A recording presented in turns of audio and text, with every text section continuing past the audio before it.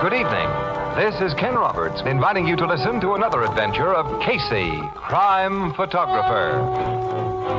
Ace cameraman who covers the crime news of a great city. Our adventure for tonight, Woman of Mystery.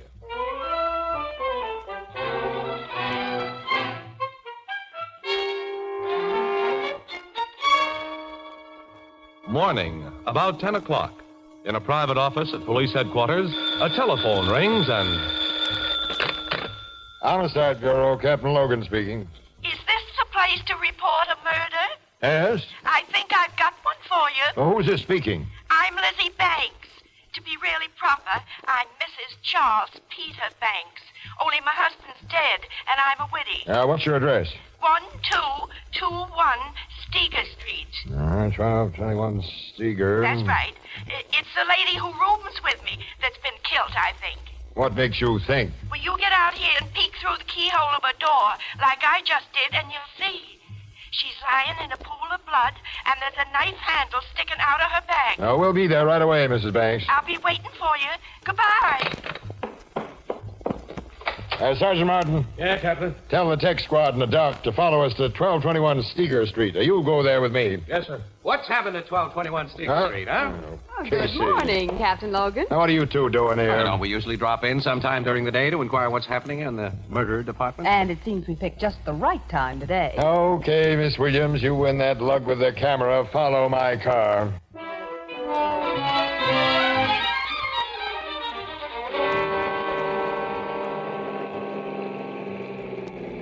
Captain Logan's car's stuck in front of that little ramshackle cottage, Casey. Yeah, I'll park right behind him. Boy, is this a crummy neighborhood. Yeah, we won't get any front page stuff here. Murder's got to be glamorized to write big headlines. Yeah. Come on, Annie. Mm-hmm. Oh, little old woman's come out of that door. Are you Mrs. Banks? That's me, Lizzie Banks. Mrs. Charles Peter Banks. Well, I'm Captain Logan. This is Sergeant Martin. Oh, pleased to meet you. Howdy, And who's that fellow with the picture box? Just a press photographer, Mrs. Banks. Pay no attention to him. You here to take pictures of me, young man? Definitely, Mrs. Banks. Oh, come in and make yourself at home. You and your lady friend both. Thank you. Now, where's this roomer you think is... In the front bedroom, just off my parlor here. There. The door's locked. Well, it's the only room I rent out. Only room I gotta rent, matter of fact. Sergeant. Yeah? Take a squint through this keyhole. There's only 4 rooms in this place. Parlor, kitchen, front and back bedrooms. I'd say the woman lying on the floor in there has been stabbed, Captain. Oh, I used to have a nice big house when my husband was alive. 6 rooms and bath, but that... Now, we'll break in the door, Hey, Sergeant. who'll pay for that door? Now, we can't think of that now, lady. All right. All together, Martin. Oh, I'm a poor woman. One push is all a door like that needs. Oh, well, I'll get another door somewhere. This woman's stone cold. She's been dead for hours. The knife in her back was pushed in up to the hilt. Now, all of you keep out of this room. I don't want you stepping on possible evidence. What's the dead woman's name, Mrs. Banks? Oh, Miss Jessup. Poor Miss Jessup. Miss Jessup, huh? Dorothy, at least that's what she told me. Such a nice woman she was. So quiet. And she paid her rent so regular.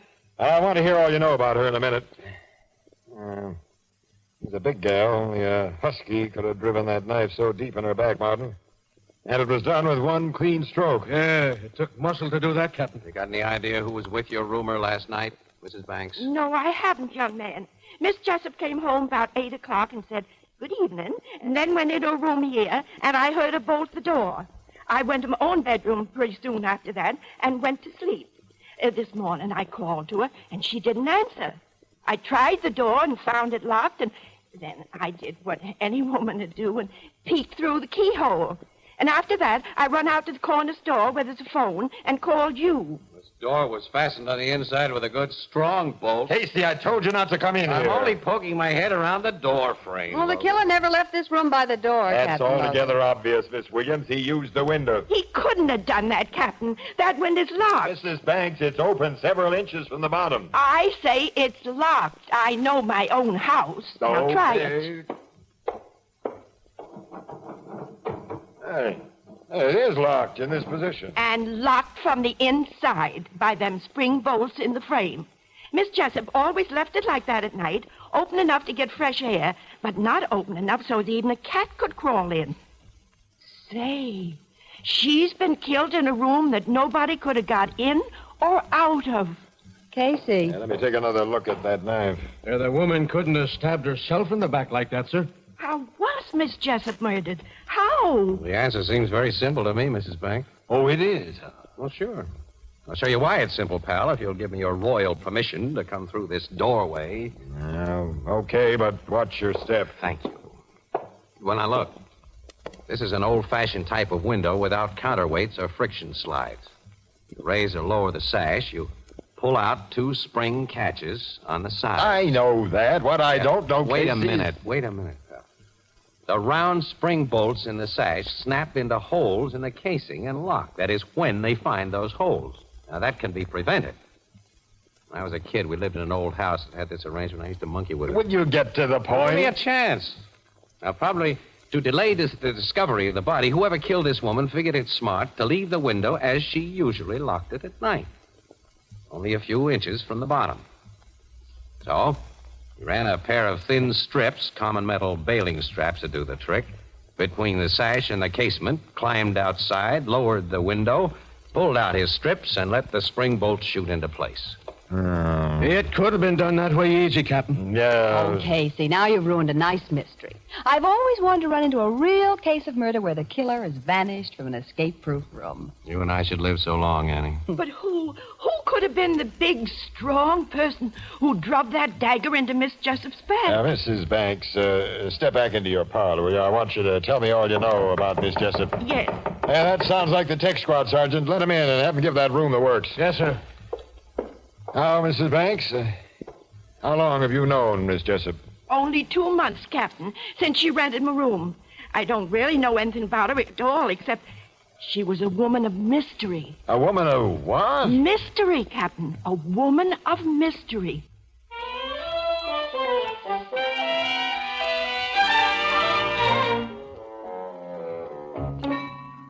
To sum up what you've been saying, Mrs. Banks, this woman, Dorothy Jessup, answered an advertisement you put in the paper and... It said, refined lady has pleasant furnished room to rent in own home. That's beside the point. I decided to take a room, Captain. Not so much because I needed the money, though I could use it, of course, as because I get kind of lonesome. And I figured having another woman in the house... We've gone over and that. Miss Jessup seemed so nice and quiet. Mrs. Banks, she wasn't a giddy young thing. She was 45 at least. So I The thought... point, Mrs. Banks, is that she never told you anything about And herself. that's why I say she was mysterious, Captain. Most women do tell things. Women like to talk. Yeah, I'm getting the proof of that. What? Take it easy, Logan. Take it easy. Mrs. Banks. You want to take another picture of me, Mr. Casey? Well, I've taken a half a dozen of you while you've been getting acquainted with the captain. But you see, now we'd like to nail something down. Now, did Miss Jessup ever say or do anything to give you the idea that she had secrets? Secrets that might possibly explain her murder? She certainly did do something. Oh? She come into my house with a suitcase. And from that day on, she never went out of her room without leaving that suitcase locked. How did you discover that? How do you suppose I discovered it? A body's got every right to find out whether folks distrust him and lock things up. Oh, Sergeant Martin, Yes, sir. there's a locked suitcase in the dead woman's room. Bring it here if the tech men are finished with it. Okay, Captain. I was just coming out for you. The doc would like to have you in there for a minute. All right. You stay here with Mrs. Banks. You Excuse don't me. have to leave a policeman to watch me. No. Don't worry. You're not being watched, Mrs. Banks. Say, whose picture is this on your wall? This beautiful young woman. Why, Mr. Casey, believe it or not, that's a photograph of me. Took 50 years ago. You know, I figured it was you. You could tell. Sure. Seeing me all wrinkled now and shrunk up. Well, your face still has the fine lines of the girls in this picture. Oh, that's nice of you to say. My husband used to make pretty speeches like that to me. Charlie's been gone now for 14 years. Tell us about yourself and your husband, Mrs. Banks. For the story, all right. Well, your newspaper story won't be the first one read about Charles Peter Banks and me, Miss Williams. We was once somebodies. Somebody? You ever hear of Elizabeth Fontenoy? No. Of course you didn't. Elizabeth Fontenoy was my stage name back in your grandmother's day. You were an actress? Uh-huh. What was called a soubrette. What do you know? Oh, I wasn't a very good one. I guess I was just young and pretty and looked good in tights. And my husband was a real somebody, though. Charles Peter Banks was educated, a scholar. He wrote a book. A book? Yeah? About historical things you probably wouldn't understand. There's the book he wrote on the table. Oh, may I look at it? Sure, but handle it careful. It's old and not very strong, like me. I'll be careful. Let's see, Casey. The Art of War in the Middle Ages. Colleges and museums used to ask for my Charlie's opinion on that subject. Oh, he knew all about battle axes and swords and what men wore when they fought in ancient days. And newspapers and magazines used to mention his name, and mine, too. You might maybe put in a word or two about that in your story, miss? I shall, Mrs. Banks. Oh, here's that dratted captain back again. Well, the docs just confirmed my opinion of this stabbing, Casey. What'd he say, Logan? That only a very strong person could have done the job. The knife was driven completely through that woman's body and through a rib bone. Through a rib bone? Yeah. Say, Mrs. Banks, do you know of any big or very strong people who were associated with Miss Jessup? Well, I don't know if you call my next-door neighbor associated with her, but he's big and strong, and she had a fight with him last week. She had a fight? Well, not exactly a fight. She just told him she'd scratch his eyes out if he didn't stop getting drunk and pestering her. Oh, Gus Ettenberg's what I call a masher. Made Lena Finnegan mad as all get out when Gus took a shine to Miss Jessup. Oh, well, what was Lena Finnegan mad about? She was jealous. She wants to marry Gus. They'd make a good pair. Lena's big as a skinned horse, just like he is. At last, you're telling me something that may help my investigation. Now, hold your horses. I don't think Gus or Lena killed Miss Jessup, though I might be wrong. Have you looked into her suitcase yet? No, but I got it here. Also, the key to it, found in the dead woman's purse. I'll open it now, and let's see. Only a few papers inside. Let's see what they are. Hey, look at this. I've seen documents like that before. It's a parolee's discharge from Avon Prison. In the name of Dorothy Jessup Prentice. Dorothy Prentice. Well, she's the dame who murdered I remember reading about that case. The parole board let her out last spring after she'd served 20 years of a life sentence. You mean my rumor was a murderess? It sure was. She carved up a guy named Lou Costa, who was a big rum runner back in Prohibition days, Mrs. Banks. And now she's been killed with a knife. Casey, this is finally beginning to look like front page. I'll say it is. We can resurrect the story of the Costa murder. Dorothy Prentice's trial, her 20 years in prison, everything. Oh, I never would have dreamed. Now I can figure why she was scared of that man. Man? What man? The mysterious man. Mrs. Banks. No, lady, will you please talk straight? She told me if this man ever come to the house that I was to say she didn't live here. She described him to me, and then one day he did come. I did as she asked, and he went away. But later, only 2 or 3 days ago, I seen him watching the house. And when I told her, she like to died of fright. Now you tell me about this. Well, you didn't ask me about the mysterious man before. Oh. Of course, now I figure he was a detective who was watching her. Mrs. Banks, let me figure... Hold it, pal. Will you? Mother Banks, will you describe the mysterious man to me? Of course I will, boy. He was a big, gray-haired fella with a little black mustache and a long scar on his left cheek. A scar? It ran from the bridge of his nose right down to his jaw. Logan. Yeah. She's described Mike Costa. The brother of the rat Dorothy Prentice killed. Mike's one of the toughest crooks in my book, and he's never been known to forget a grudge. He's paid that dame off for knifing his brother. Oh, Casey, will this be a story? And I'll be in it, Miss Williams. Well, I'll say you'll be in it, Mrs. Banks, as the star witness. Put on your hat and coat, Mrs. Banks. We're going to headquarters where you can look at Mike Costa's picture. And if you identify him, this case will be all washed up.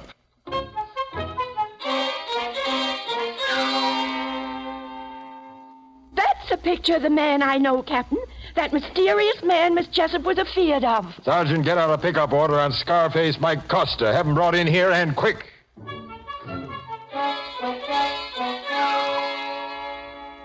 Boys have got Mike Costa, Captain. That's swell, Sergeant. Bring him in here. I don't think you'd like him in your private office the way he is, sir. What do you mean? Mike tried to shoot it out with the cops who cornered him, and, well, he didn't do so well.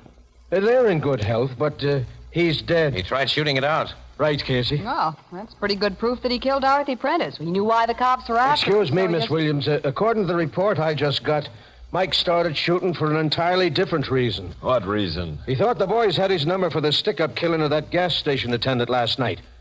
Captain, he was pulling that stick-up way over on the east side at the very time Dorothy Prentice was being stabbed away over on the west side. Are you sure? Yes, sir. He's been positively identified as the stick-up killer. There goes my case against Mike Costa. And my beautiful corny story about a brother's revenge. The death of Mrs. Banks' woman of mystery is becoming mysterious after all.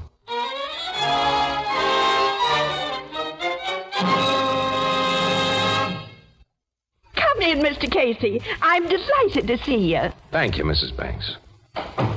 Sit down, and I hope you won't mind the muss in my parlor. Oh, no. Some of my neighbors were in. Neighbors who never called on me before. They wanted to hear firsthand about my poor dead roomer. They just left, and I ain't had time to clear up the tea things we use. Can I give you a cup of tea? No, thanks. No, Mrs. Banks, I came here for a talk. That's fine. I like to talk. Yeah. You like to have people want to talk to you. Huh? Guess everybody wants that. Especially those who've been a somebody, like you were. Oh, I was never much. Just an actress without much talent. My husband was really the somebody. Yes, I stopped in at the public library this afternoon and looked over the book he wrote. You did? Mm-hmm, yeah. And I found The Art of War in the Middle Ages pretty highbrow stuff. A whole lot of it was way over my head, but it gave me an idea.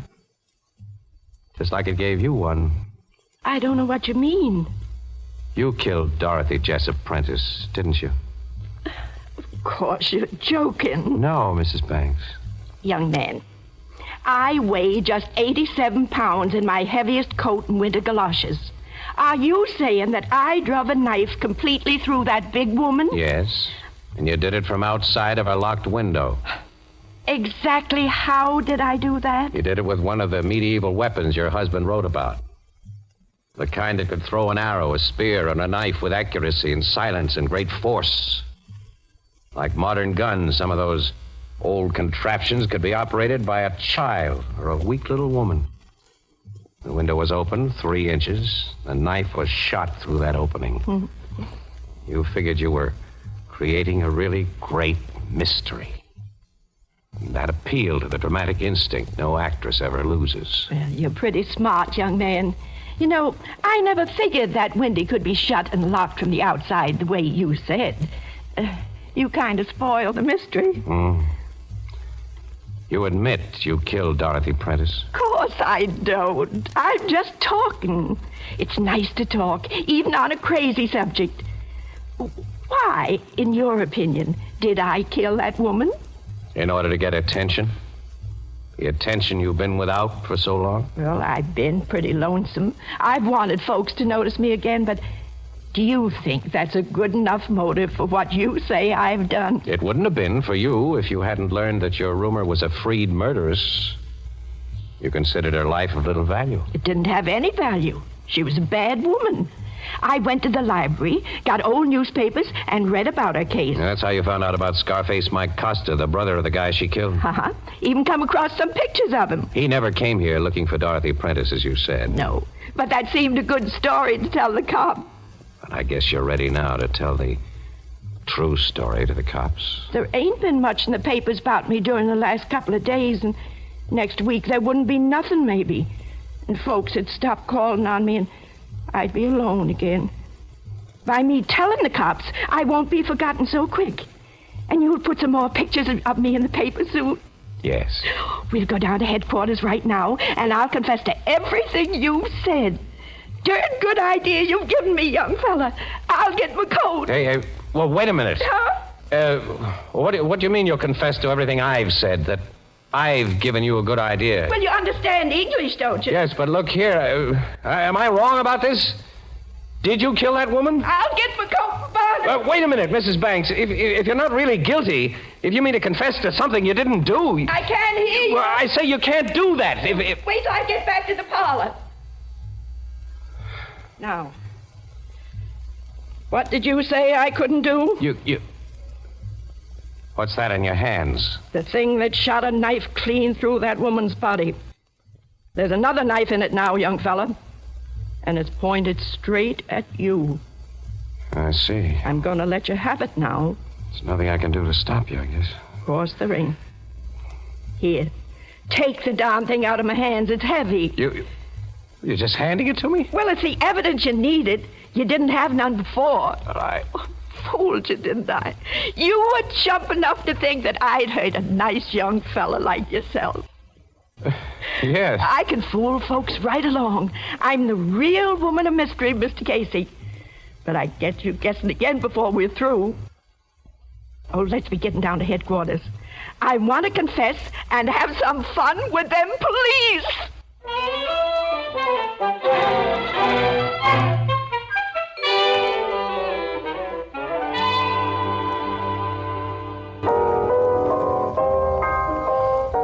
What was the gadget Mrs. Banks had, Casey, that shoots knives? That was a crossbow, Ethelbert. A deadly little war machine used about 700 or 800 years ago. Crossbow? Uh-huh. It's a short bow set across a hunk of wood that was shaped pretty much like a rifle stock. It was made to shoot short arrows or bolts that were about the length of modern carving knives. Things an antique that Mrs. Banks' husband had picked up. Poor old lady. So lonesome she committed murder to get attention. What'll be done with her? Insane asylum. Where she'll be perfectly happy because attention is something she's sure to get there for the rest of her life. She's crazy, huh? So the docs say, in the legal definition. Poor old lady. Well, think of the poor doctors and nurses who are going to have her on their hands. They'll never know what she's going to pull from one moment to the next. I wish I were sure of what she's already pulled. Well, what do you mean, Casey? I'm never going to be absolutely sure she used that crossbow, that she's really a murderess. I'll never be really sure that she hasn't played me for a chump in order to get what she wanted. The solution of this mysterious mystery is still a mystery, huh? I don't think so, but... nuts. Look, if you two won't kibitz too much, maybe I can really dope out that third race.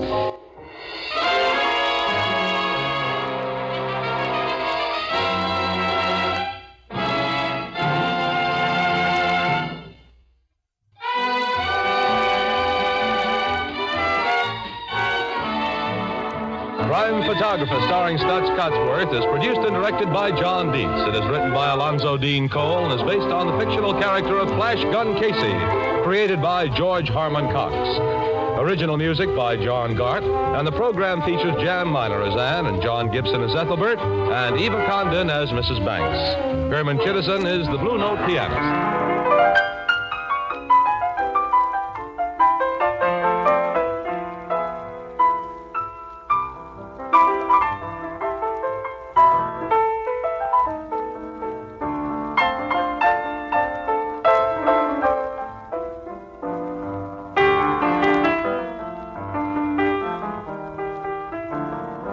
This adventure of Crime Photographer, starring Stott Cotsworth as Casey, came to you through the worldwide facilities of the United States Armed Forces Radio Service, the voice of information and education.